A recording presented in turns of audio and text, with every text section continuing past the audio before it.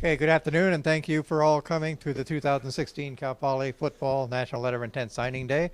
We'll follow the same procedure we have for the past few years. Coach Walsh will give some opening remarks. We'll watch a highlight video of each of the 18 recruits that have signed National Letters of Intent today, and then we'll open it up to questions from the media after the video.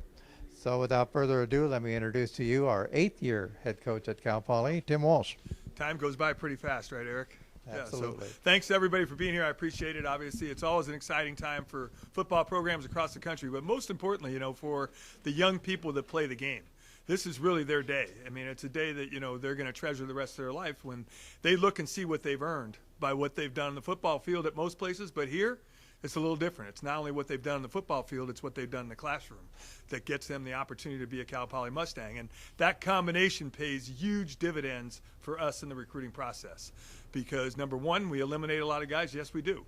But also that we know that we're going to get a guy that truly understands the whole of what he's trying to become as a young man.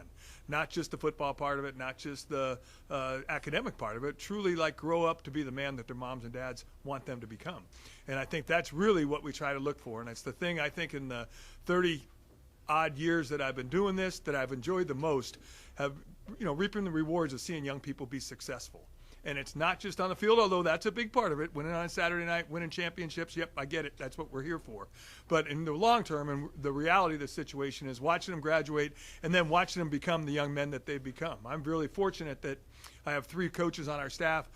Jim Kraft, I recruited 22 years ago. I sat in his living room. Saga Tuatelli, 17 years ago. Justin Wood, about 14 years ago. Those guys, to have them now coach with me and be a friend and a peer is one of the things I talk about being rewarding. And each of them has a different story. Jim was a wide receiver that we turned into a tight end, and he started and caught a lot of balls, including a game winner against Cal Poly up in Portland, Oregon. Saga Tuatelli started at defensive tackle for 2 years, and we said to Saga, hey, man, you're a great player, but, we think we can find some faster guys from you on the defensive line, but not better guys than you'd be on the offensive line. He goes, nope, I'm a defensive lineman. And I said, unfortunately, we give you the scholarship. You're now an offensive lineman. And sure enough, for 2 years, he became a 2-year All-American. And if he was 6'4", he'd still be playing instead of coaching. He was that good of a player. So it's great to see that. Justin Wood had the opportunity to say yes to. He had Boise State, Montana State. He's from Portland, Oregon. He wanted to stay home. We had a great quarterback and a young man named Jimmy Blanchard, who happens to be Jim Kraft's brother-in-law now. And Jimmy had an incredible run as a quarterback there, came close to breaking some of Neil Lomax's records throwing the football. And then Justin had an opportunity to start for 2 years. And in 2 years, ended up playing in the East-West game, went to the NFL Combine, signed with the Minnesota Vikings, played arena football for 7 years, and during that time when he was with the LA Avengers, went on to Hollywood and actually was the stand-in for Adam Sandler in The Longest Yard. So if you really look at the opportunity to see young people truly become successful, I have 3 of them that are living proof. On the other hand, Aristotle Thompson, on this great day, this signing day in 1996, was one of the first guys ever to put a hat on. And he did it in Portland, Oregon, and it was down to Boise State or Portland State, and he put a Boise State hat on. And I still hired him here at Cal Poly, largely because I've known his wife longer than I've known him. But really, when it comes down to it, he had a great time, got a degree, had a great experience, has great friends. But his football successes, they're not what they were in the high school level. State Player of the Year in the state of Oregon, went to Boise State, rushed for 200 yards. That morning, he said no. We called a young man up named Charles Dunn from John Muir in Pasadena and said, Chip, we have an opportunity now to be a running back. We're going to offer it to you. He was ready to commit to UNLV as a corner. He goes, nope, I want to play running back, so I'm going to go to Portland State. And he went to Portland State and rushed for 6,300 yards in his career, and Aristotle Thompson ran for 230. And it's important to realize how important this day is and the decisions that you make and how they're going to impact your life. And in our case, we have the great opportunity to talk about how they're going to impact their lives in a variety of ways, starting number one with the foundation that mom and dad has already given them and the opportunity to become the student and the football player that they want to become. And here, the great opportunity to do both at a high level. We're FCS in football. Yep, we're Division I. That's a high level of football. When you think about the amount of young people that play football in the state of California, high school football in the state of California, it's an incredible number. And then count how many guys from the state of California got a scholarship anywhere, to any level. The percentage is extremely low. So these guys are qualified, great student athletes that have earned the opportunity to be a Cal Poly Mustang on the football field. But then if you look at their cumulative GPAs, you're going to see a cumulative GPA that's quite impressive too. It's probably not quite what our university admissions 4.14 GPA is, but I can guarantee you that it's not what our opponents' GPAs are for their recruits either.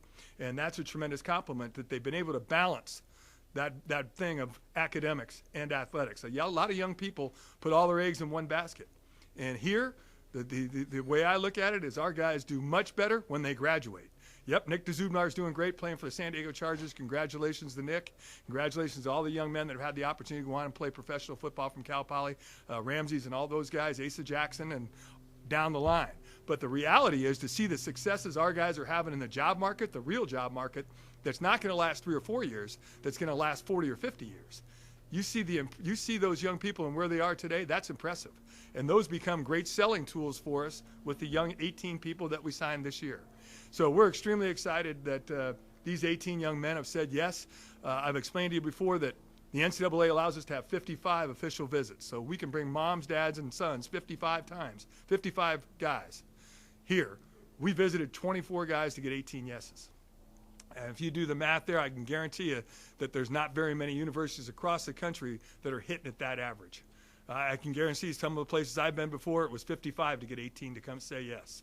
And here we have the great opportunity to have a place where I think our coaches do a tremendous job of hand-picking, so to speak, guys that fit what I just talked about, the whole of what they're trying to become. Not just going out. If a lot of coaches across the country get to go out and say, that's a great athlete, I'm going to go get that guy. I'm going to sign him. We look at it and say, okay, before that I don't want to watch a film. Before anybody asks me to watch somebody's film, I want to see the guy's transcript. I want to see who he is academically. And then I have the opportunity, because our coaches do a great job in December, of spending really 20 days in the month of January traveling around and meeting these young men that really have had phenomenal academic and athletic careers, so you get to know them a little bit as who they are, what kind of foundation they do have at home. And I really have been extremely impressed by this group. This group, there's a lot of want in being a Cal Poly Mustang, and that's really one of the things we look for. We don't look for the guy that's trying to take the best deal or the best offer. We look for a guy that's trying to be a Cal Poly Mustang. And our guys were in competitive recruiting fields. We do a lot against our in-state rivals, so to speak, in Sacramento State, University of San Diego, and obviously UC Davis. But really, we recruit mostly at Cal Poly against the United States military academies, Navy, Air Force, Army, as well as a lot of the Ivy Leagues. And we do very well. So I'm really pleased with the class. As far as the football part of the class, I think you can look at it and say, okay, there's 5 DBs on there, and there's 3 running backs and all those things. But in reality, the reason there are, we really try to identify the best available athletes there are that meet the criteria as I just talked about.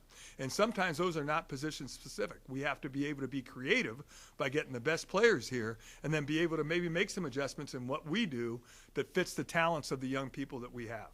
And when you watch these guys that have the opportunity to watch on film, I think you're really going to enjoy watching it. I think that you'll look at these young men and say, wow, they all have special talents on the field. And obviously, I explained, they probably all have those special talents as far as what they're going to do academically as well. So we're really excited with the class and looking forward to seeing what they do in their next 5 years of their career. There may be 1 or 2 of them that will play as true freshmen that are on this list. We also signed 1 junior college player, Dominic Crash. Dominic is from Bakersfield Junior College, Bishop Garces High School.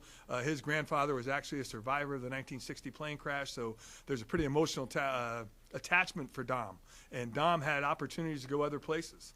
But I think that emotional attachment that he has to those pillars that are outside our stadium right here was pretty critical in his decision to say, yes, I want to be a Cal Poly Mustang. And he's a guy that can play safety or corner. He's been an all-state player in the junior college system, which is a tremendous system here. We're expecting Dom to come in and give us a lot of things as a defensive back as well as a returner, and really looking forward to seeing what he can do. Other than that, there'll be 17 high school guys there, and that's a great class for those young people to grow up together and really have a bond that by the time they're seniors, they're the leaders of the next generation, so to speak, of Cal Poly football, and think that there's some great players in there. And you never want to talk about one, but some of them have unique abilities. And if you look at Cameron Crump, he's a corner. And when you watch him, one of the toughest things for us to find at corner is a tall corner. You know, we can find a lot of 5'8" guys that can really change direction and play and all those things, but a lot of times we play against guys that have 6'3" and 6'4" wide receivers. Well, Cameron is 6'1", 6'1.5" from Lincoln High School in Stockton, and he gives us the length. And when you watch him run on top of that, we're getting a steal. I don't have any doubt about it. And then if you watch some of the guys that aren't quite as big, and you look at Kalepi Lataimua from Sarah High School in San Mateo, where I actually went to high school, so it's good to have a Padre on our team. But if you watch him play, he may be only 5'8.5", but watch him play. So I'm giving you two broad spectrums of guys that you can look at and really make some assessments maybe of your class. The other guy, I think that anytime, if you look at Bradley Mickey from Arroyo Grande, man, he's a football player. He is not going to be the biggest. He is not going to be the fastest, but that guy can play the game of football somewhere. And where he plays for us will probably be determined. We'll probably start him out as a safety. But watch the instincts that he plays. And if I had to give one criticism of maybe where we are with the guys we have that we're working with is we need to be more instinctive and ready to take the risk of going to make a play. And this young man, all he does, he makes plays. If you watch his junior and senior, all he does is make a ton of plays. On defense, he's around the ball. When he had the ball in his hands, he scored touchdowns. He's just a great young man, too, and a guy that had a lot of want to stay home, which is sometimes a difficult thing to recruit to, is to have a guy that wants to be home, doesn't want to go out and look elsewhere to see if there's a place where maybe he thinks he can grow and not live in the Central Coast. Now, why you'd want to do that, I'm not sure, but I really think that he's going to be a great young football player. So I'm really happy with the class. I think the coaches will do a good job of talking about each guy. I think anytime you do this, you need to make sure you say thank you to the people that help you. I mean, our coaches do obviously a tremendous job. And when I say our coaches, that includes a lot of people. I know Coach Holder's standing back there, but him and his staff in talking about our strength program, which a football player knows is important, which a mom and dad know is important, does a great job of helping us. Our compliance office with Barbara Martinez, they have to do a lot of approving of things, from both getting the young people here on an official visit to the actual process of being able to announce them here this afternoon. They do a great job. Don and Nick Pettit, as far as giving time and coming to speak to the parents and things like that, those are great things for us to have. Ken Walker, who's sitting here today, too. You need all of you. There's a lot of people that go in to get to a young man to truly understand. Terrence Harris from admissions. They just do a tremendous job as far as making sure that we know that we have a great place, but making sure that the people that come here see it too. Because I'm not getting any younger, and I'm not into twisting arms.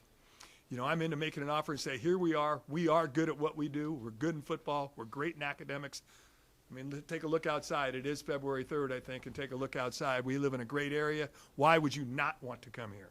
And we want them to say the exact same words. As much as we want them to say them back. We want to be a Cal Poly Mustang. And when you have that want, I think you have the opportunity to truly have a successful opportunity as a student athlete. To know you were wanted and say, yes, that's what I want, now I'm going to go get it.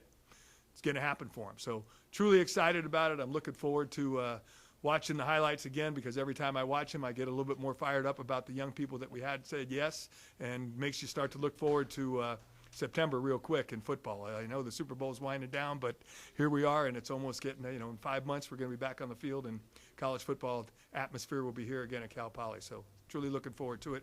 Turn it over to Eric Burdick. We will start